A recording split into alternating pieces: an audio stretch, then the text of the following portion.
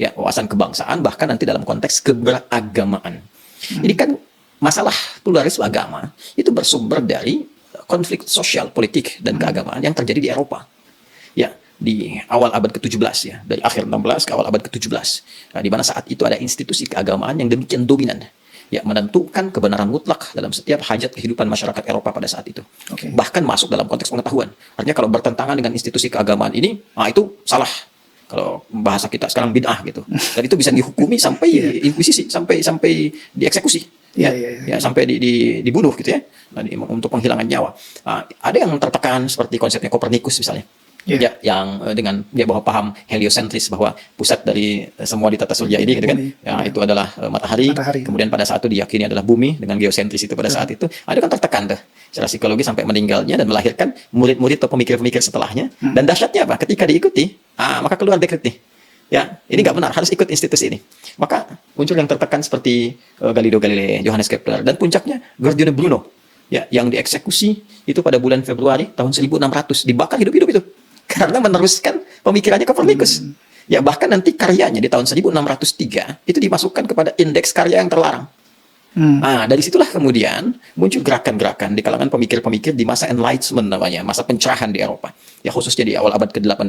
Maka muncullah kemudian kekuatan rasionalisme dari pemikiran yang melahirkan paham yang disebut dengan liberalisme. Liberalisme itu bawaannya apa?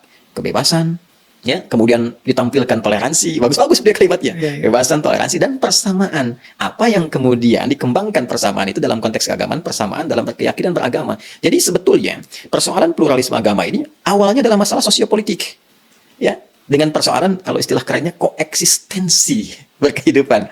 Jadi tidak bisanya kita berdampingan secara bersamaan, secara sosiologis, ya, konteks interaksi sosial dengan orang di sekitaran kita, karena semua keputusan mutlak dari kebenaran, ya, ukuran-ukuran dasar kebenaran itu harus kembali kepada satu arah dalam segala hal. Jadi persoalannya bukan masalah ini keyakinan agama ini benar atau tidak, tapi belum ada konteks satu konsepsi yang bisa mengatur hubungan sosial itu berlangsung secara harmoni.